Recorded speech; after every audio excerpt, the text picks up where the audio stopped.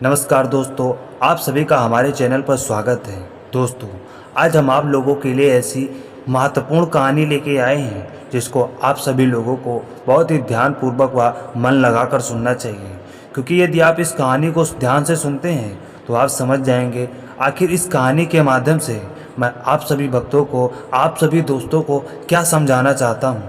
आखिर इस कहानी में सी कौन सी बातें छुपी हुई हैं जिनको आप सभी लोगों को ध्यान से समझना चाहिए, क्योंकि ये बातें हमारे जीवन के लिए बहुत ही ज़्यादा महत्वपूर्ण व शिक्षाप्रद है। क्योंकि यदि हम इन बातों को नहीं समझेंगे तो हमारा जो जीवन है वो बिल्कुल ही अधूरा रह जाएगा।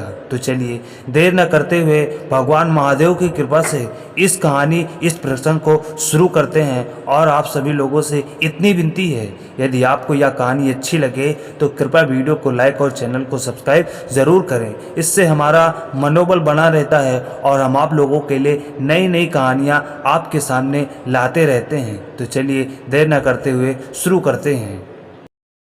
आखिर सबसे बड़ा कौन है? भूख, प्यास, नींद, आशा। ये चारों बहनें हैं जो कि आपस में श्रेष्ठता के लिए लड़ाई कर रही थीं। हर कोई अपने आप को बड़ा बता रही थी। भूख ने कहा मैं बड़ी हूँ, प्यास ने कहा कि मैं बड़ी हूँ, नींद अपने आप को बड़ा बता रही थी और आशा अपने आप को सबसे बड़ा बता रही थी। जब आपस में इस बात का फैसला नहीं हो पाया कि कौन सबसे बड़ी है, तो चारों इस विवाद को लेकर राजा के पास पहुंची। राजा के सामने भी उन चारों ने अपने आप को ही बड़ा बताया। राजा ने पूरे विवाद को समझा। राजा ने कुछ सोचकर सबसे पहले भूख से पूछा, बहन तुम बताओ कि तुम सबसे बड़ी कैसे हो? भूख ने कहा मैं इसलिए बड़ी हूँ क्योंकि मेरे कारण ही घर में चूल्हे जलते हैं, अच्छे अच्छे पकवान बनते हैं और जब वे पकवान थाली में सजा कर देते हैं तब मैं खाती हूँ, इसलिए मैं बड़ी हूँ।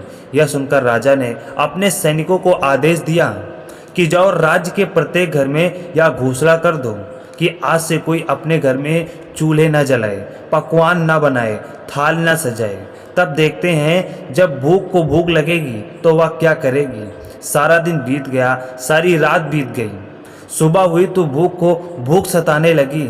वह चारों ओर भोजन की तलाश करने लगी, लेकिन भूख को खाने को कुछ नहीं मिला। तब वह लाचार होकर घर में पड़े रोटी के बासी टुकड़े खाने लगी। प्यास यह सब देख रही थी। वह दौड़ी दौड़ी राजा के पास आई और बोली कि हे राजन, भूख हार गई है। वह घर में पड़ी रोटी के बासी टुकड़े खा रही है। फिर प्यास बोली मैं सबसे बड़ी हूँ। अब राजा ने प्यास से पूछा कि ठीक है, अब तुम बताओ कि तुम कैसे सबसे बड़ी हो? प्यास बोली मैं इसलिए बड़ी हूँ क्योंकि मेरे ही कारण लोग कुएं और तालाब बनवाते हैं, बर्तनों में भरकर पानी रखते हैं और जब वे पानी किसी बर्तन में भरकर मुझे देते हैं तब मैं उसे पीती हूँ, इसलिए मैं सबसे बड़ी हूँ। राजा ने अपने सेवकों से कहा कि जाओ पूरे राज्य में घोषणा कर दो कि कोई भी कुएं न खुदवाए, अपने घरों में बर्तनों में पानी भरकर न रखे। राज्य के सभी तालाबों और कुओं पर कड़ा पहरा लगा दिया जाए, किसी को कोई बर्तन भरकर पानी न दे। देखते हैं जब प्यास को प्यास लगेगी तो वह क्या करती है। पूरा दिन बीत गया और पूरी रात भी बीत गई। जब प्यास को प्यास सताने लगी, अब वह यहाँ वहाँ भटकने लगी।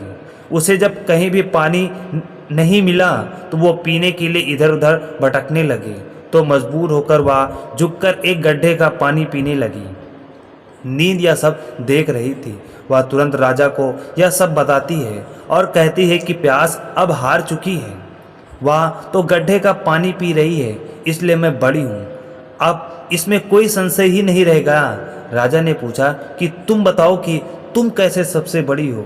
नींद बोली मैं इसलिए बड़ी हूँ, लोग मेरे ही कारण पलंग बनवाते हैं, उस पर बिस्तर लगवाते हैं। जब वह मुझे बिस्तर पर लगा कर देते हैं तभी जाकर मैं सोती हूँ, नहीं तो मैं नहीं सोती हूँ। अब राजा ने अपने सैनिकों को आदेश दिया कि राज्य में यह मुनादी कर दो कि कोई भी पलंग न बनवाए, उस पर बिस्तर न डलवाए। जब नींद को नींद आएगी तब देखते हैं कि वह क्या करेगी। दिन में तो सब कुछ ठीक रहा, आधी रात भी बीत गई। उसके बाद नींद को नींद आने लगी। वह इधर उधर बिस्तर खोजने लगी। उसने खूब ढूंढा लेकिन बिस्तर कहीं नहीं मिला। जब बिस्तर नहीं मिला तो वह मजबूर होकर ऊबड़ खाबड़ जमीन पर लेट गई। आशा यह सब कुछ देख रही थी। वह तुरंत राजा के पास पहुंची और बोली कि नींद भी हार चुकी है। नर बिस्तर की बात कहने वाली नींद ऊबड़ खाबड़ जमीन पर सो गई है। वास्तव में भूख, प्यास और नींद तीनों में से सबसे बड़ी मैं हूँ। राजा ने पूछा कि तुम अब बताओ कि तुम कैसे सबसे बड़ी हो। आशा बोली कि मैं इसलिए बड़ी हूँ क्योंकि लोग मेरे ही कारण काम करते हैं, नौकरी धंधा, मेहनत और मजदूरी करते हैं, परेशानियाँ उठाते हैं, लेकिन आशा के दीप को बुझने नहीं देते। राजा ने सेवकों से कहा कि राज में मुनादी कर दो, कोई काम न करे, कोई नौकरी न करे, कोई मेहनत और मजदूरी न करे और आशा का दीप न जलाए। जब आशा को आज जगेगी तो देखते हैं कि वह कहाँ जाती है। सारा दिन बीत गया, आधी रात बीती। जब आशा को आज जगी वह यहाँ वहाँ गई, लेकिन चारों ओर अंधेरा छाया हुआ था। टिमटिमाते दीपक के प्रकाश में एक कुम्हार काम कर रहा था। आशा जाकर वहाँ पर टिक गई। राजा ने देखा कि कुम्हार ने जो दिए बनाए थे वह कुम्हार की आशा के अनुसार सोने के हो गए। कुम्हार की छोटी सी झोपड़ी सुंदर महल बन गई।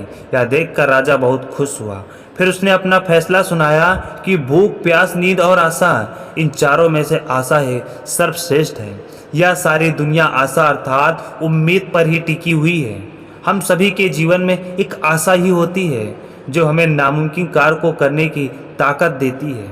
आशा घने अंधेरे में रोशनी की उस किरण की तरह है जो मनुष्य को घनघोर कष्ट में भी जीने की प्रेरणा देती है।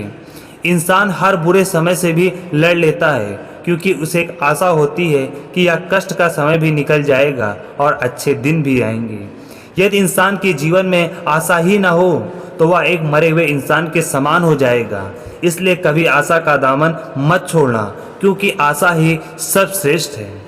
तो दोस्तों, हमारा यह प्रसंग यहाँ पे समाप्त होता है। दोस्तों, आपसे हम इतना ही निवेदन करते हैं कि आप हमारे इस प्रसंग को पूरा ही देखें।